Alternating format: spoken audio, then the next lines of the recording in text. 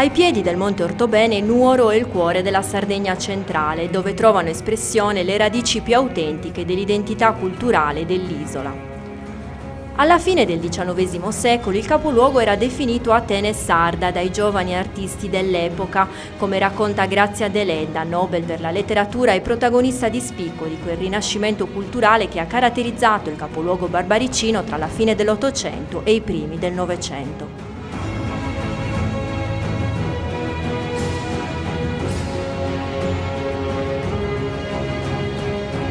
In quel periodo nacquero e vissero a Nuoro intellettuali e artisti come Sebastiano Satta, Francesco Ciusa, Antonio Ballero, Mario De Litala, Salvatore Satta e Giorgio Asproni.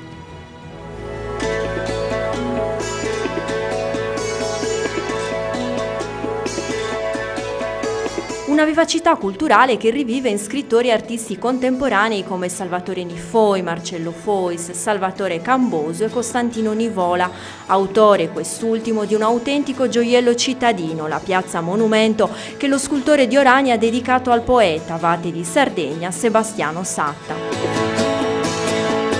In essa si affaccia la casa natale del letterato, recentemente restaurata e destinata a diventare un museo delle memorie, tappa obbligata nell'interessante percorso artistico-letterario per le vie del capoluogo.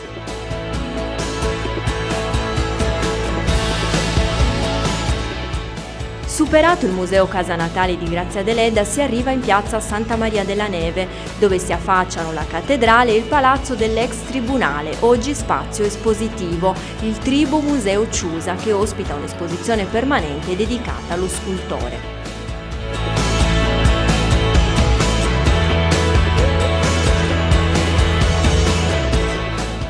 A Nuoro ha poi sede il maggiore museo etnografico dell'isola, il Museo della Vita e delle Tradizioni Popolari. Dai tessuti agli arredi, dagli amuleti agli strumenti di lavoro, l'ISRE custodisce, valorizza un patrimonio inestimabile che affonda le radici nella storia dei popoli più antichi del Mediterraneo.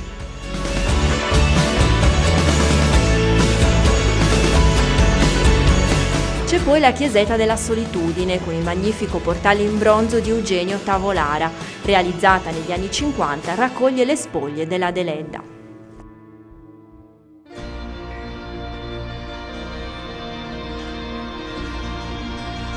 Simbolo della rinascita culturale del capoluogo barbaricino è il MAN, il Museo d'Arte Contemporanea, centro di prestigio regionale e protagonista negli ultimi anni di eventi di portata internazionale. Di prossima apertura il Museo regionale della ceramica, ospitato in un pregiato edificio storico in corso di restauro e la cui gestione sarà affidata all'ISRE. Luogo di cultura è anche il Cineteatro Comunale Eliseo, attorno al quale gravitano importanti compagnie teatrali cittadine.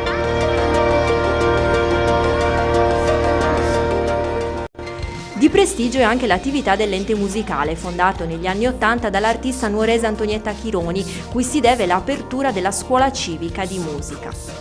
Dall'89 l'ente musicale organizza a Nuoro uno dei seminari jazz più famosi d'Europa. Il nuorese è poi la patria del canto a tenore, riconosciuto nel 2011 dall'UNESCO patrimonio intangibile dell'umanità. All'originale canto corale a cappella, conosciuto in tutto il mondo, è stato dedicato il Museo Multimediale a Bitti.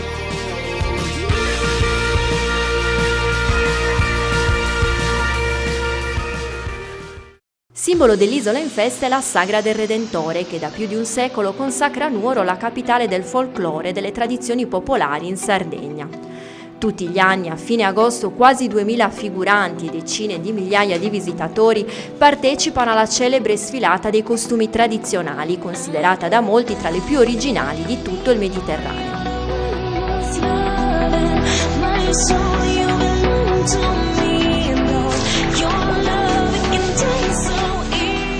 Una manifestazione che valorizza i saperi e le produzioni locali in chiave turistica è certamente Autunno in Barbagia, kermesse ideata dall'ente camerale per promuovere l'agroalimentare e l'artigianato tipici. Di interesse sono anche i percorsi enogastronomici delle strade del vino Cannonau.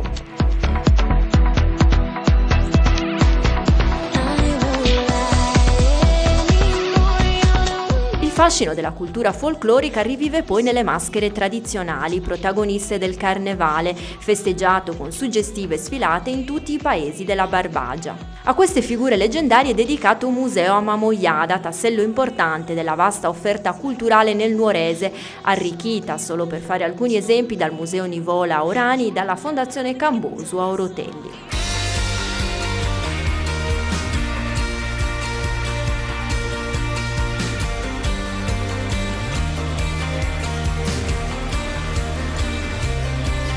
Fiore all'occhiello del sistema culturale la Biblioteca Satta di Nuoro, 80 anni di storia alle spalle, numeri che la collocano ai primi posti in Italia per numero di prestiti. Un ruolo importante è svolto anche dall'università attraverso il Master in Economia e Diritto dei Beni Culturali. Sul fronte dell'alta formazione opera anche l'AILUN, l'Associazione della Libera Università Nuorese.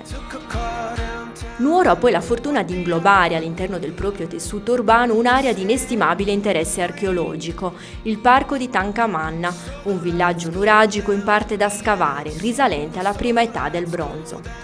L'interesse regionale è anche i complessi di Romanzesu a Biti, di Abini a Teti e la fonte sacra su Tempiesu a Urune, i cui tesori sono custoditi nel Museo archeologico a Nuoro.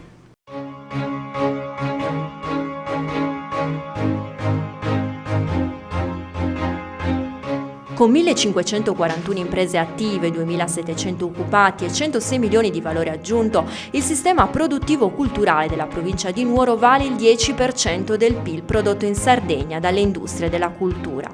I dati riferiti al 2012 e contenuti nell'ultimo rapporto Simbola risultano per certi versi inattesi. Da essi la conferma che la cultura funziona come un'industria tale da creare reddito e occupazione.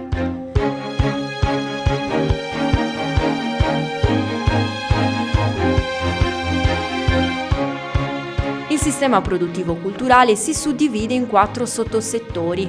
All'industria culturale in senso stretto si affiancano le industrie creative, il settore dell'intrattenimento e dell'organizzazione di eventi e la gestione di musei e siti storico-culturali.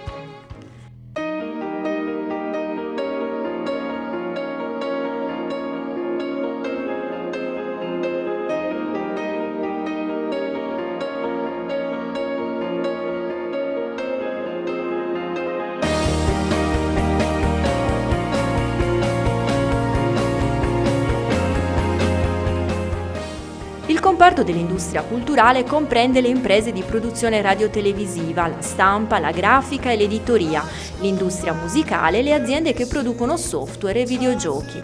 In città sono attive le redazioni dei 2 maggiori quotidiani sardi e operano Tele Sardegna, emittente televisiva a diffusione regionale, e 2 emittenti radiofoniche. Qui hanno sede 2 prestigiose case editrici specializzate in arte e letteratura sarde, Ilisso e Maestrale. Le industrie creative includono non soltanto gli studi di architettura, grafica, comunicazione, design e moda, ma anche le attività dell'artigianato tipico, in quanto espressioni autentiche e originali del Made in Sardinia. Il comparto include, per esempio, le creazioni di prestigiosi atelier, leader nel confezionare abiti in velluto e da sposa, di cui esempi interessanti sono la Sartoria Modulo a Orani e Pilotto a Nuoro.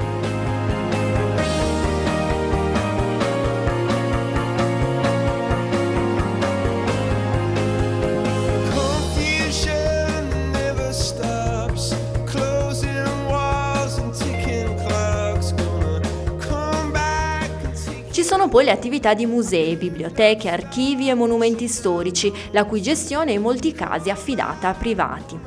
In questo campo un esempio interessante di sinergia pubblico-privato è senz'altro il Tribu Museo Ciusa a Nuoro, diretto dalla casa editrice Ilisso e promotore negli anni di esposizioni di interesse regionale. Rilevanza assumono le attività legate all'intrattenimento e all'organizzazione di eventi. Nel settore è attivo, per esempio, l'Isola delle Storie di Gavò, il festival letterario di rilievo nazionale, giunto nel 2013 alla 10ª edizione.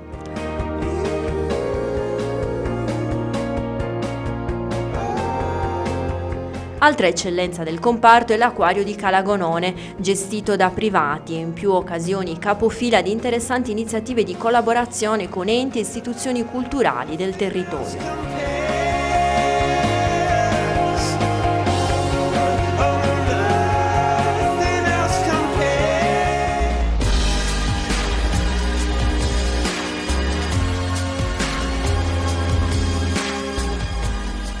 Nonostante il vasto e prestigioso patrimonio, nel nuorese non si può parlare di vero sistema culturale. L'integrazione tra i settori è scarsa e le potenzialità della filiera sono poco sfruttate. Le interessanti risorse storiche, archeologiche e artistiche sono ancora poco valorizzate rispetto alle enormi potenzialità. Tanto che la ricchezza prodotta dalle attività culturali nel nuorese vale soltanto il 4% dell'intero valore aggiunto provinciale e appena lo 0,3% di quello regionale. Qualcosa però comincia a muoversi. L'adozione nell'estate 2013 del biglietto unico di ingresso al MANE e al Tribu ha rappresentato una prima importante occasione per testare forme di collaborazione da riproporre in futuro. Perché soltanto ottimizzando gli sforzi è possibile ottenere il massimo dei risultati, soprattutto in termini di presenze turistiche ancora piuttosto basse rispetto al potenziale. Se ci fossero l'attenzione e il coordinamento adeguati, potrebbe crescere quell'effetto moltiplicatore che la cultura ha sull'industria delle vacanze.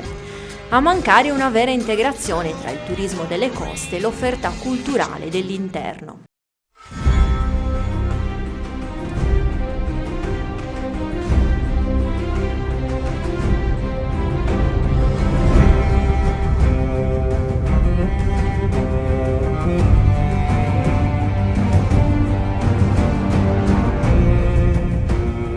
Per migliorare le performance occorre sviluppare più sinergie tra privati e tra questi e gli enti pubblici. Solo così si può ampliare l'offerta creando i presupposti per nuove attività imprenditoriali. Per questo è ora di dare gambe al distretto culturale, rendendo operativa l'intesa siglata nel 2012 tra l'ente camerale nuorese e alcune associazioni, tra cui Confindustria. L'idea è costituire un coordinamento unitario con l'obiettivo di promuovere quell'importante patrimonio che, se adeguatamente valorizzato, porterebbe Nuoro ad affermarsi come centro culturale a livello regionale.